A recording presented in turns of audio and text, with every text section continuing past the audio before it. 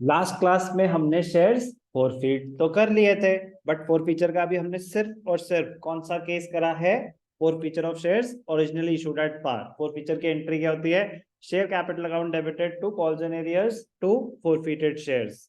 आपके पास ऑप्शन है कॉल्स एंड एरियर्स अकाउंट के थ्रू करना है या without opening calls and arrears करना है। अगर without opening calls and arrears है तो जिस स्टेज के पैसे नहीं मिले उस स्टेज के नाम से एंट्री रिवर्स हो जाएगी। Share capital is debited with the face value of called up portion. Forfeited shares, income or a liability?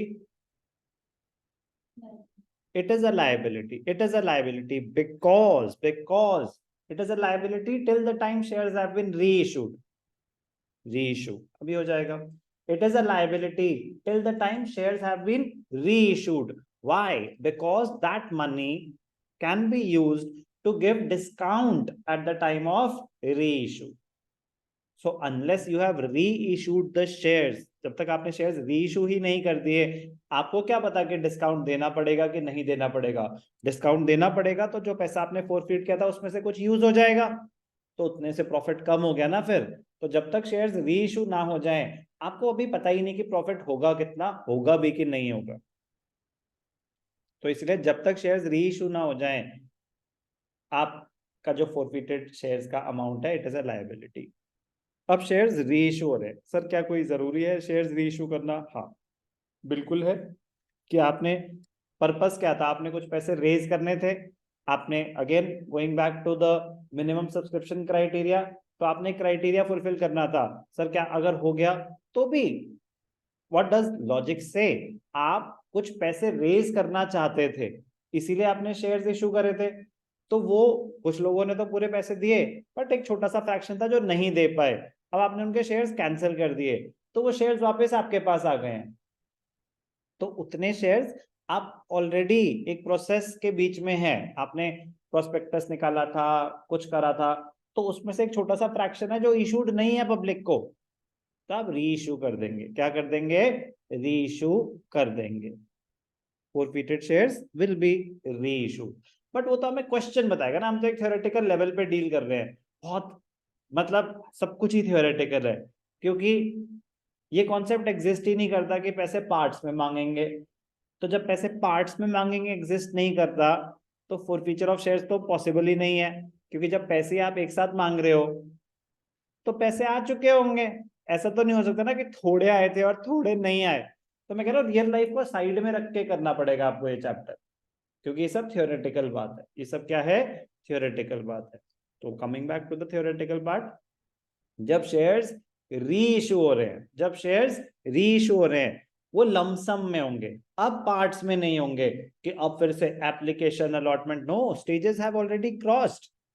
अब आप लमसम में शेयर्स री इशू करेंगे। एक ही एंट्री होगी री इशू की, बहुत ही सिंपल सी एंट्री है, सिंगल एंट्री है री issue. And re issue would be a continuation of the same question कि आपने शेयर्स इशू करे, कुछ पैसे मिले, कुछ पैसे नहीं मिले, एप्लीकेशन मांगी, अलॉटमेंट मांगी, सारे स्टेजेस हो गए, वो शेयर्स फॉरफिट हो गए। उसके आगे बस एक स्टेप और ऐड हो जाएगा कि जो शेयर्स फॉरफिट हुए थे अब वो री इशू हो रहे हैं। क्या हो रहे हैं? री इशू हो रहे हैं। तो जब आप शेयर्स री इशू कर रहे हो तो आपकी शेयर कैपिटल बढ़ेगी या कम होगी? बढ़ेगी। जब आपने शेयर्स कैंसिल कर दिए थे तो कम हुई थी, अब आप शेयर्स री इशू कर रहे हो तो आपकी शेयर कैपिटल बढ़ जाएगी। तो इंक्रीज इन कैपिटल डेबिटेड और क्रेडिटेड?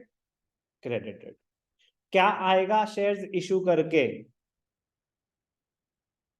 पैसे आएंगे, तो बैंक के थ्रू ही आएंगे। तो इंक्रीज इन एसेट डेबिटेड और क्रेडिटेड? डेबिटेड। तो रीइशू की बड़ी ही सिंपल स्ट्रेट फॉरवर्ड सी एंट्री है। क्या एंट्री है?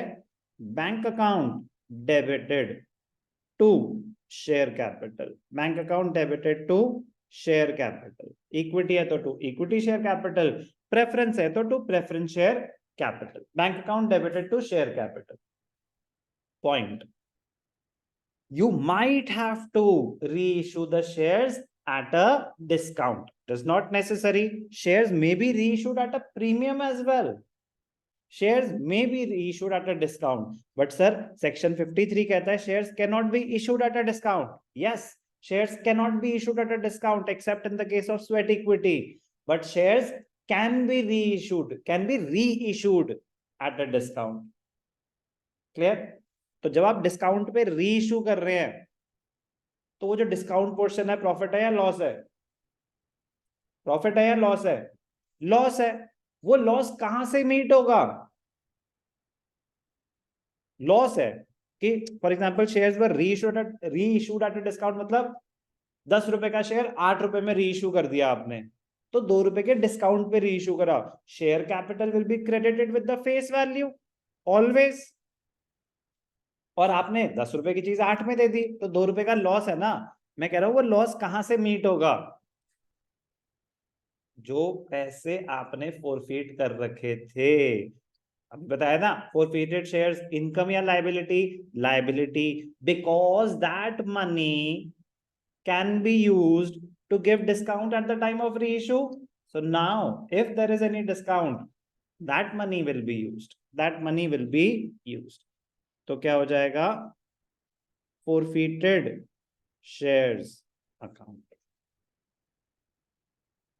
2, अगर प्रीमियम है तो सिक्योरिटीज प्रीमियम अकाउंट।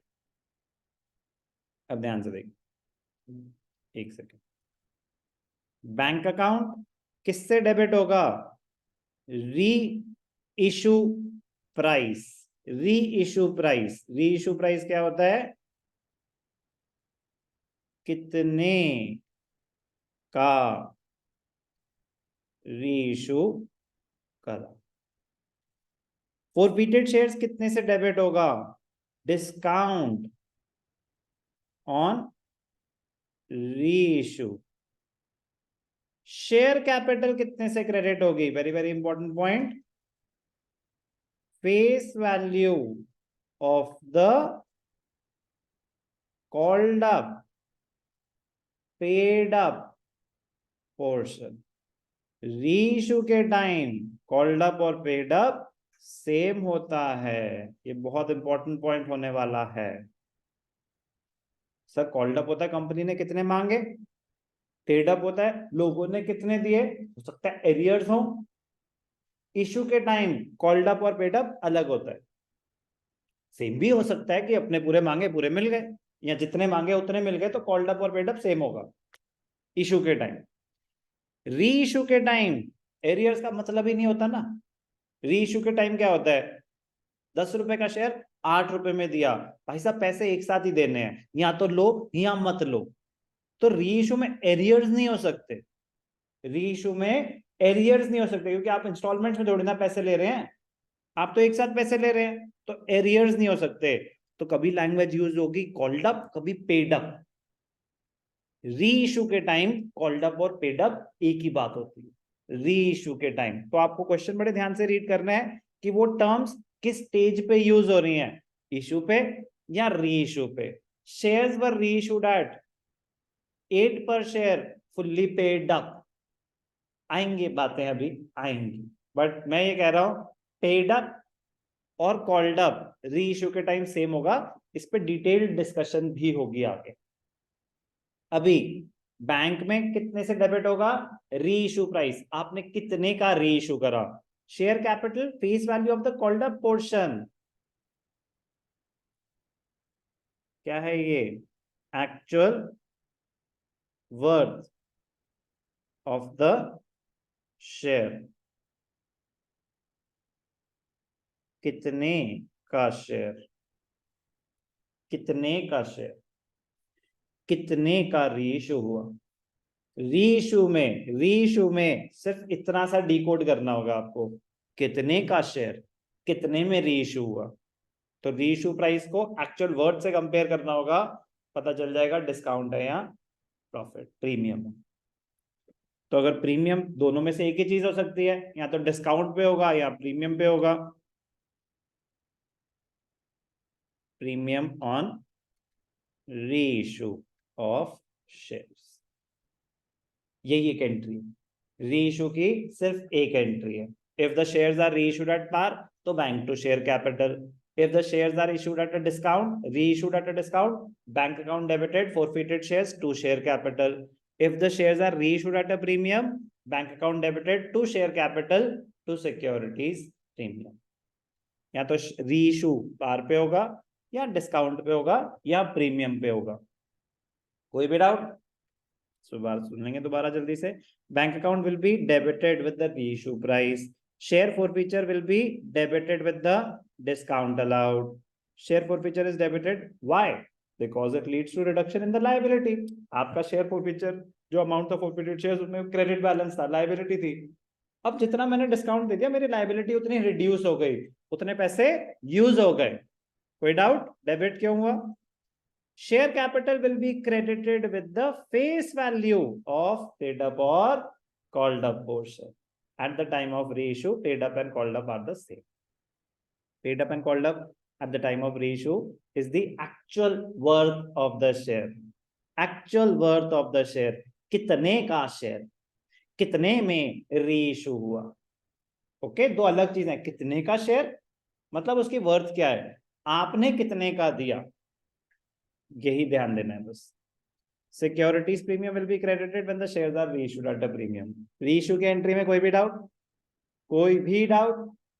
सिंपल है, सिंपल रहने देंगे।